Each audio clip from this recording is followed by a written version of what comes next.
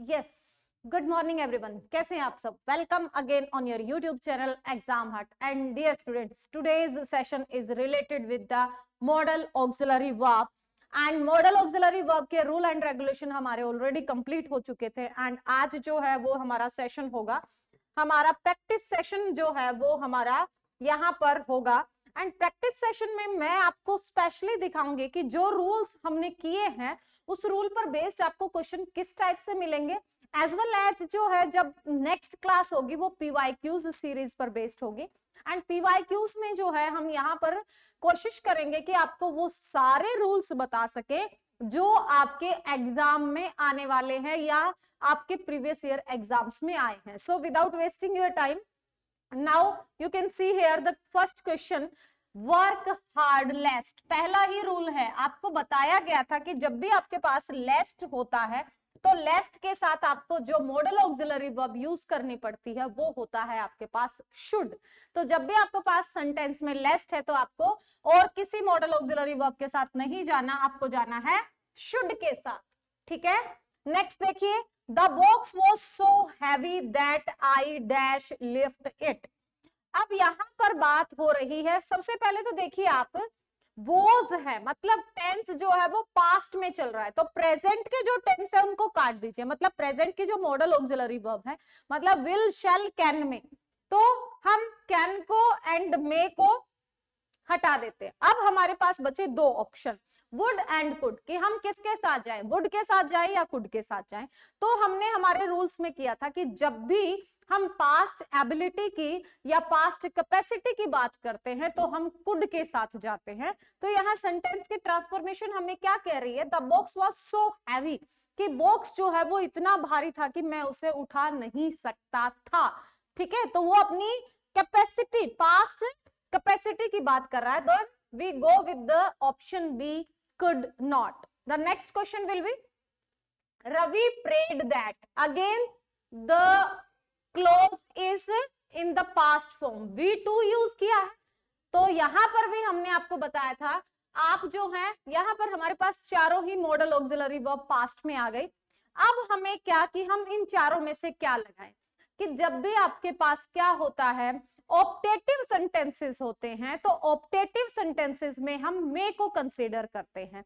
अब हम कहें यहां पर हमारे पास मे तो ऑप्शन में ही नहीं है, तो जब आपके पास डायरेक्ट से इनडायरेक्ट स्पीच आता है तो इनडायरेक्ट स्पीच में हम क्या करते हैं, मे को कन्वर्ट कर देते हैं माइट में।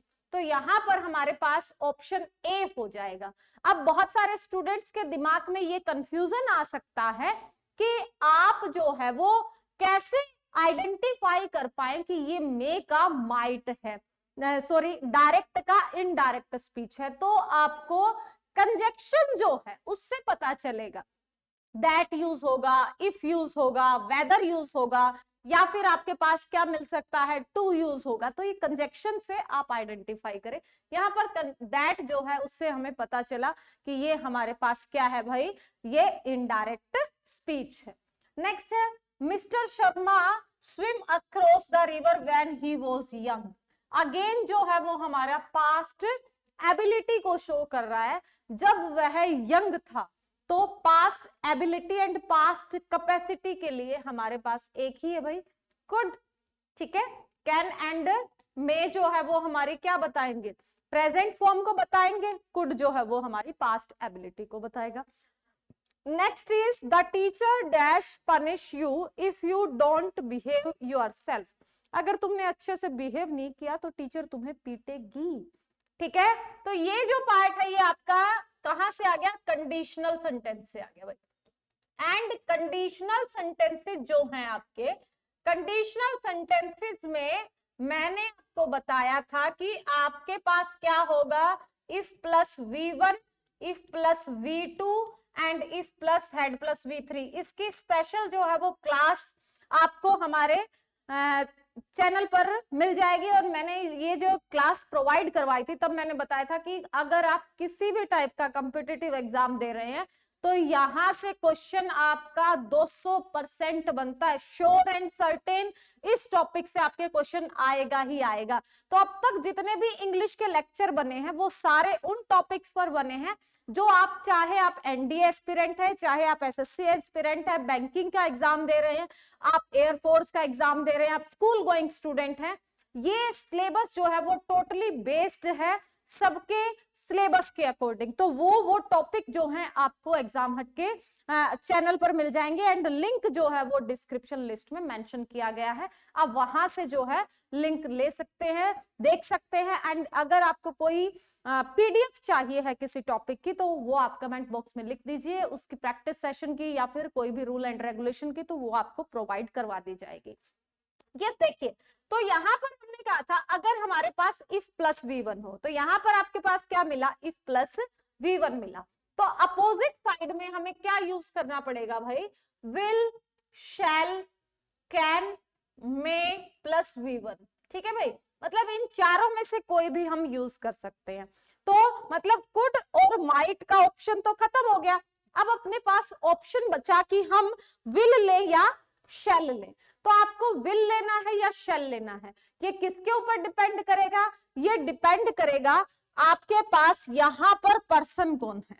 ठीक है, मतलब हमने कहा कि हमारा फर्स्ट पर्सन जब थ्रेट या कमांड होती है तो विल लेता है, सेकंड और थर्ड पर्सन जब थ्रेट या कमांड होती है तो शैल लेता है।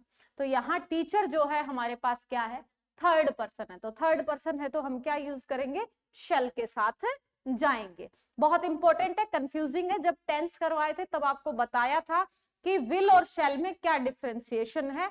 विल आपका कब फर्स्ट पर्सन के साथ आएगा, जब आप कोई डिटर्मिनेशन की बात कर रहे हैं, कोई थ्रेट, कोई कमांड, कोई ऑर्डर की बात कर रहे हैं, एंड सेकंड और थर्ड पर्सन वहां पर शैल ले लेंगे।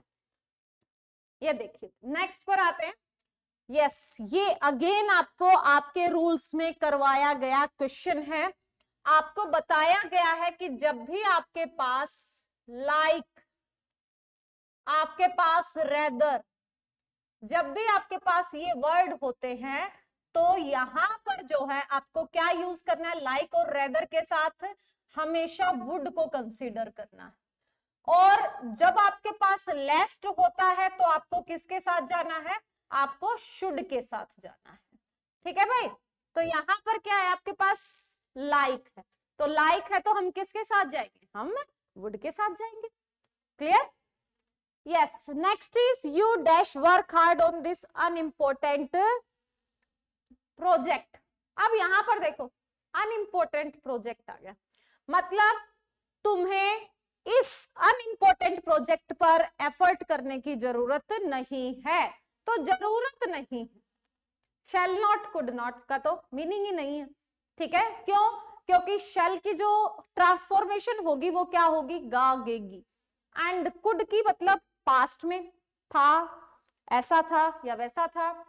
डेयर मतलब हम किसके लिए यूज करते हैं, डेयर को हम हमारी किसके लिए, स्ट्रेंथ के लिए, साहस के लिए दिखाते हैं। एंड नीड मतलब जो हमारी रिक्वायरमेंट है उसके लिए हम यूज करते हैं।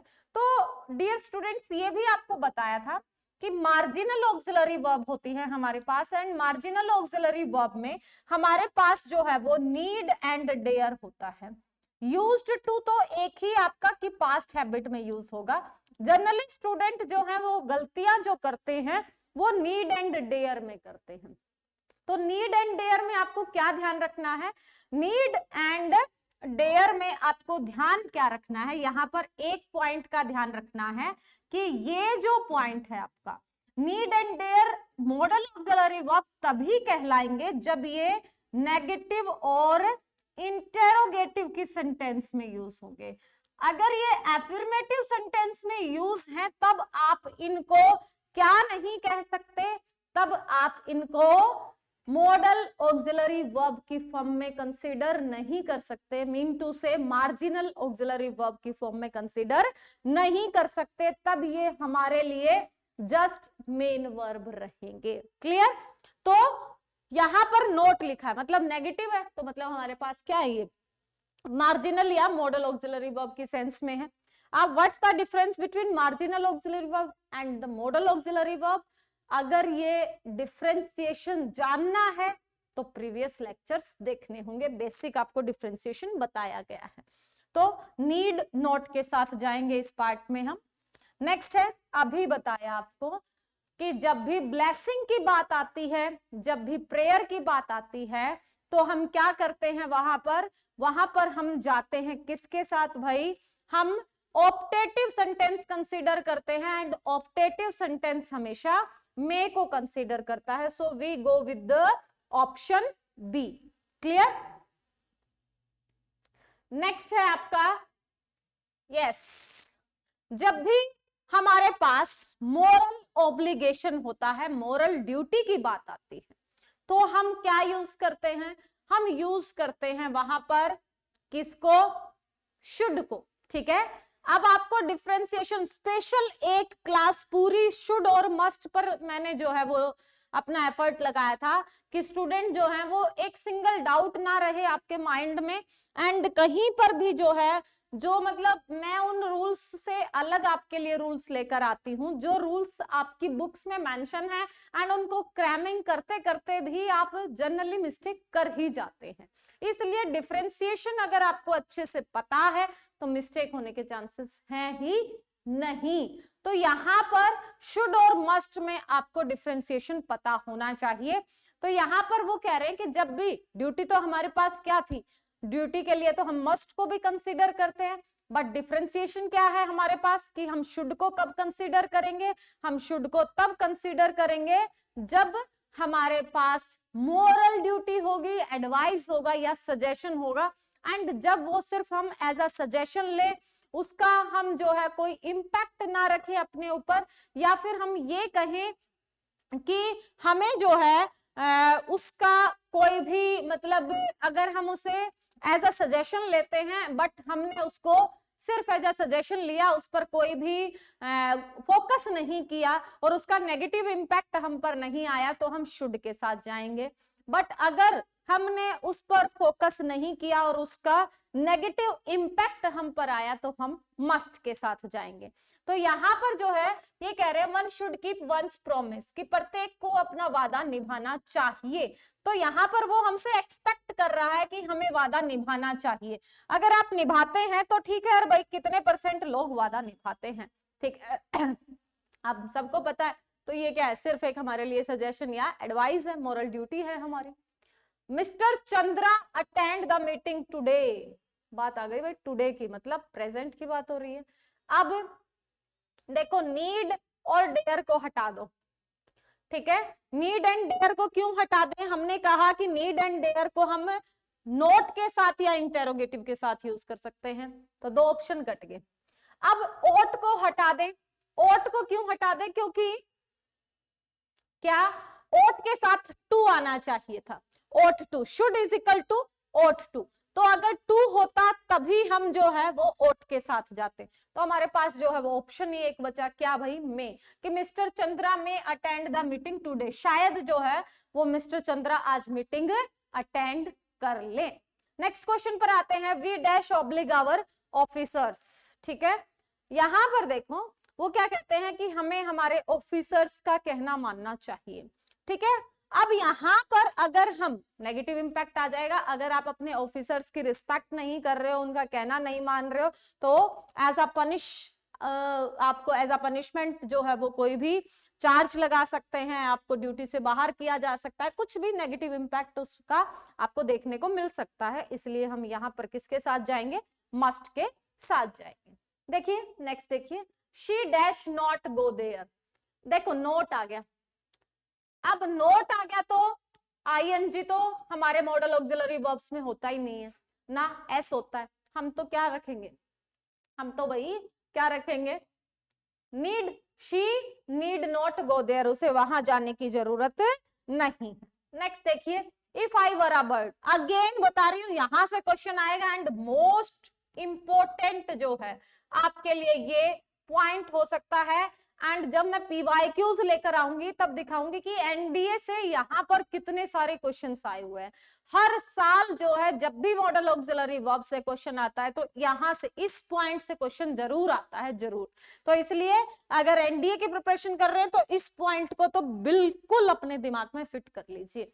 क्या है, जब एक्सप्लेनेशन करवाई थी आपको तब आपको बताया गया था कि जब भी आपका सब्जेक्ट सिंगुलर होते हुए भी क्या ले रहा है, वर्ब जो है वो प्लूरल ले रहा है, और वर्ब में भी बी की फॉर्म है एंड वर है, तो वो टोटली इमेजिनरी सेंटेंस होता है। एंड इमेजिनरी सेंटेंस में जब भी हम इमेजिनेशन की बात करते हैं तो हमारे पास एक ही मॉडल ऑक्सिलरी वर्ब आती है एंड वो होता है हमारे पास वुड। इमेजिनेशन के लिए हम सिर्फ जो है वो वुड को कंसीडर करते हैं। तो यहां पर अगर ही होता और वर आता तो भी हम किसके साथ जाएंगे भाई, वुड। कैसे, क्या कह रहा है वो, if I were a bird I would fly to you. अगर मैं पक्षी होता तो उड़कर तुम्हारे तक आ जाता। As per your economic condition, as per your economic condition you dash have bought such a costly item. अब वो कह रहे हैं जो तुम्हारी इकोनॉमिक कंडीशन है उसके अकॉर्डिंग तुम्हें जो है वो कॉस्टली आइटम्स नहीं खरीदने चाहिए थे। ठीक है, अब नीडेड अभी बताया, जो भी आपकी मॉडल ऑक्सिलरी वर्ब है वो ना तो एस या ईएस लेंगी, ठीक है, ना वो आपकी आईएनजी फॉर्म लेंगी, ना वो आपकी ईडी फॉर्म लेंगी। ठीक है, इसीलिए हमने यहां पर काटा था, ना आईएनजी लेंगी, ना ईडी लेंगी, ना एस या ईएस लेंगी। तो ना तो वो ईडी लेंगी, तो यहां पर हमने कहा नीड अगर आपका किसके साथ है, अगर आपका नोट के साथ है या इंटेरोगेटिव के साथ है तभी हम उसे क्या कहेंगे, तभी हम उसे किसमें, मार्जिनल ऑक्सिलरी वर्ब या मॉडल ऑक्सिलरी वर्ब की फॉर्म में कंसीडर करेंगे। तो यहां पर वो कह रहा है कि आपको जो आपकी फाइनेंशियल कंडीशन है उसके अकॉर्डिंग आपको जो है वो जरूरत नहीं है इतने कॉस्टली आइटम खरीदने की। तो जरूरत नहीं है, जरूरत किस सेंस आ रही है, तो हम सी ऑप्शन के साथ जाएंगे। चलिए भाई, नेक्स्ट क्वेश्चन हमारा कहता है he dash to oppose you. Oppose आ गया भाई, देखो देखो ये चीज आपको बताई गई थी, ये चीज आपको स्पेशली बताई गई थी कि आप कब इनके बाद टू लगाएंगे और कब इनके बाद टू नहीं लगेगा। ठीक है, पहली बात तो देखो, अगर हम इस ऑप्शन के साथ चले जाते हैं तो हमें नोट नहीं मिल रहा। ठीक है, फिर दूसरा ये क्या कह रहे हैं यहां पर कि आप अगर इस ऑप्शन के साथ जाते हो तो ये मेन वर्ब बन जाती है, और अगर मेन वर्ब बन जाती है तो इसके साथ सब्जेक्ट सिंगुलर है, तो हम इसके साथ तो जा सकते थे, इसके साथ तो जा ही नहीं सकते, क्योंकि ही के साथ तो डेयर्स तो आ सकता है। और हमने कहा हमारे मॉडल ऑक्सिलरी वर्ब एस या ईएस कंसीडर ही नहीं करते, तो इसलिए हमने इस ऑप्शन को पहले ही काट दिया था। और इसके साथ इसलिए नहीं जा रहे क्योंकि नोट, अगर हम इसको मेन वर्ब नहीं मान रहे हैं तो अगर मॉडल मान रहे हैं तो मॉडल्स के साथ तो नोट आना चाहिए था। तो यहाँ पर नोट भी नहीं है तो हम किसके साथ जाएंगे, ना तो इसके साथ जा सकते हैं, तो एक ही बच्चा है अपने पास कि he dare not to oppose you। दूसरा, अब मैं कहूं कि आपको बताया गया, इसके लिए प्रीवियस क्लास देखिएगा बेटा, एरर में यहां से क्वेश्चन जरूर मिलेगा आपको कि जब ये मॉडल ऑक्सिलरी वर्ब होती हैं तब ये टू लेती हैं, और जब ये मेन वर्ब होती हैं तो अपने बाद टू को कंसीडर नहीं करती हैं। बहुत लिमिटेड बुक्स में आपको ये रूल मिलेगा और बहुत अच्छे से एक्सप्लेन किया गया है, आप प्रीवियस क्लासेस में इसको देख सकते हैं। अब देखो भाई, अब टोल्ड से हमें पता चला कि ये जो आपका टेंस है ये किस में चल रहा है, पास्ट फॉर्म में चल रहा है। ठीक है, दैट से हमें पता चला कि ये आपका क्या है, नरेशन है। ठीक है, डायरेक्ट टू इनडायरेक्ट है, सेड टू को किस में कन्वर्ट किया गया है, टोल्ड में।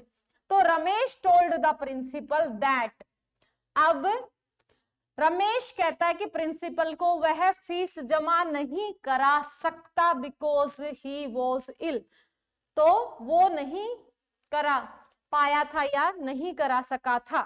तो हम एबिलिटी को बता रहे हैं कि इन अब वो एबल नहीं था फीस जमा कराने का, क्योंकि वो क्या था भाई, बीमार था। ठीक है, तो हम कुड के साथ चले जाएंगे। No candidate dash open this booklet until he is told to do so. जब तक आपको इंस्ट्रक्शन ना दी जाए तब तक कोई भी इस बुक को नहीं खोलेगा। तो यहां पर जो है क्या कहा गया है आपको, स्ट्रिक्टली जो है वो ऑर्डर दिए गए हैं। तो डेयर तो वैसे ही नहीं आएगा, एंड मे में जो पॉसिबिलिटी होती है वो 50% है। तो भाई जब एग्जाम चल रहा हो तो वहां पर क्या कहेंगे हम, जब एग्जाम चल रहा हो तो हम इंस्ट्रक्शंस देते हैं, एंड इंस्ट्रक्शन में पॉसिबिलिटी 50% तो हो ही नहीं सकती। अगर आपने बुकलेट को पहले खोल लिया है तो आपको बाहर कर दिया जाएगा एग्जाम से, तो मे का चांस खत्म। अब बचते हैं विल और शैल। अगेन वही आ गया केस के अकॉर्डिंग। अगर आपके पास फर्स्ट पर्सन है तो विल, अगर आपके पास सेकंड या थर्ड पर्सन है तो हम क्या यूज करेंगे, शैल को। नेक्स्ट देखिएगा भाई, dash you prosper all your life.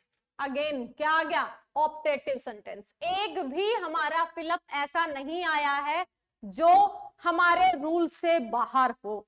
ठीक है, और सेम आपको पीवाईक्यूज में, मैं ईयर भी मेंशन करवाती हूँ इसलिए पीवाईक्यूज के, ताकि आपको वो फेक ना लगे।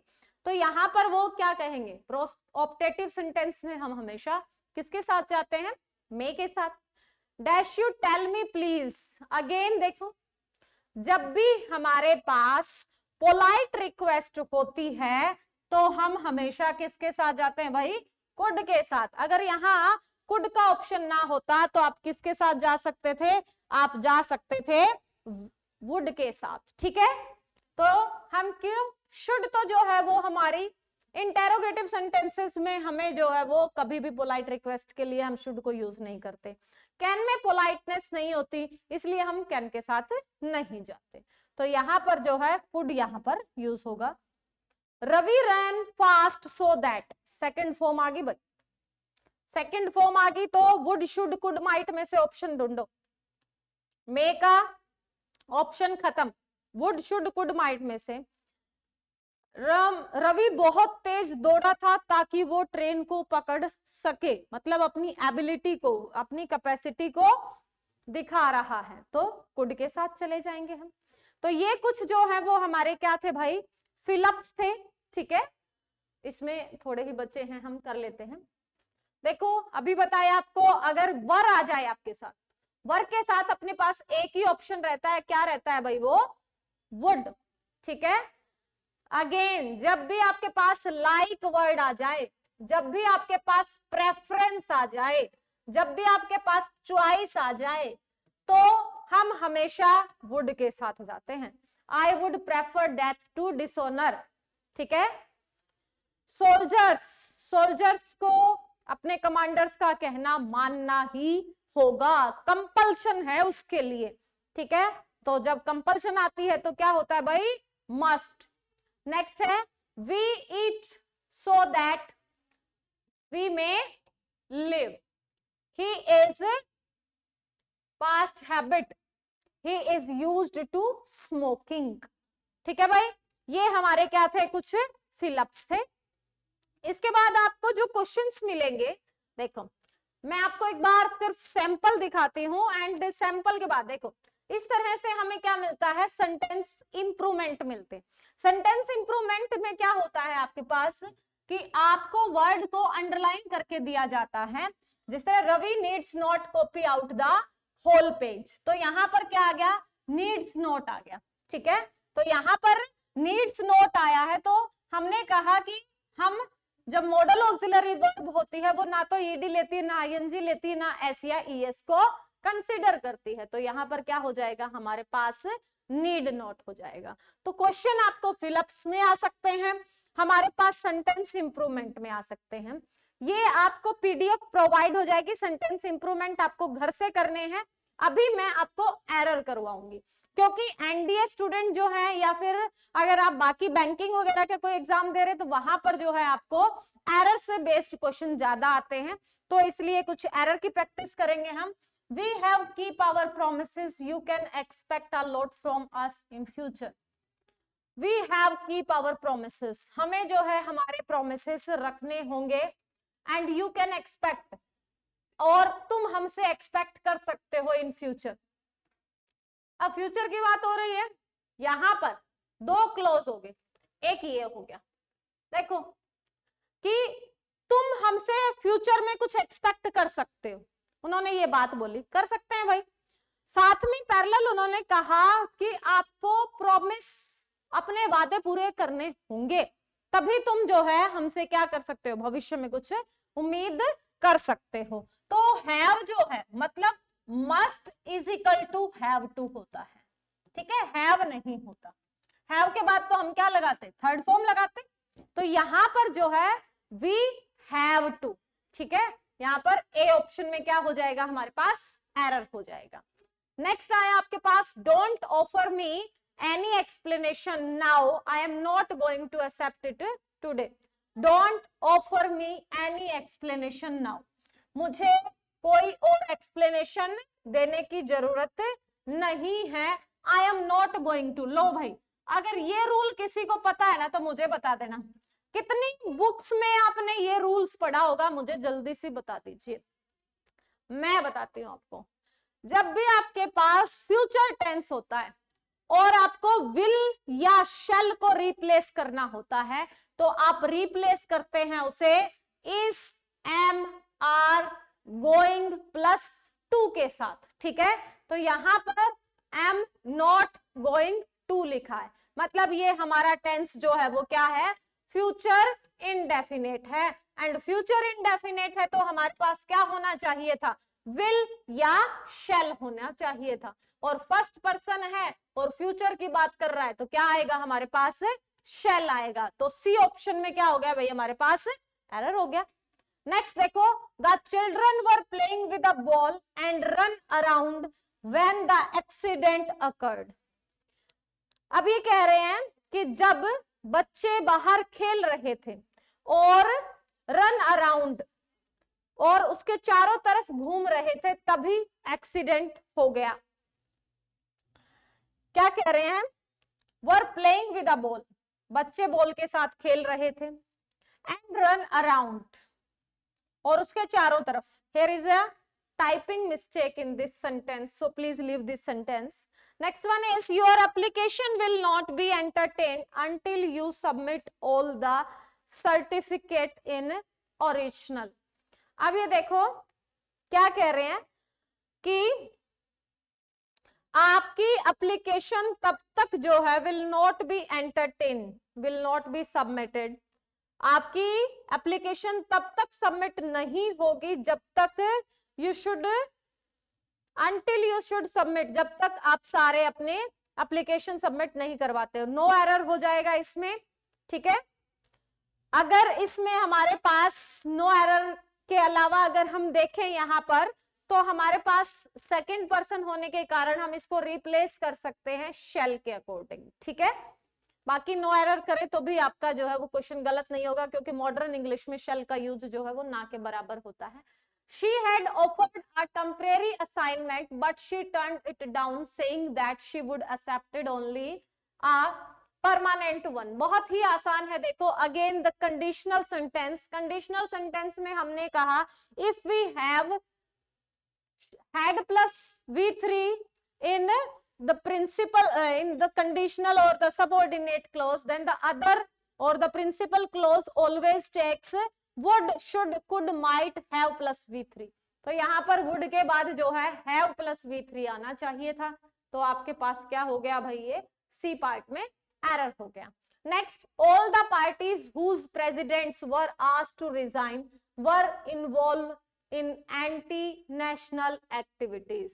ये कह रहे हैं कि जितने भी प्रेसिडेंट्स थे were asked to resign, were involved, was involve आएगा यहाँ पर इन एंटी नेशनल पार्टीज। ये जो हम मिसलेनियस हैं आपके, कुछ टेंसेस पर हैं, कुछ सब्जेक्ट वर्ब एग्रीमेंट पर बेस्ड हैं। At present China is the world's leader manufacturing of environment friendly products such as electric cars and bicycle. Is the world's leader manufacturing of, I N G आ जाएगा यहाँ पर, जो है बी पार्ट में error हो जाएगा। The actress was ordered for wear and alcohol monitoring bracelet and submit to random weekly drug testing after she failed।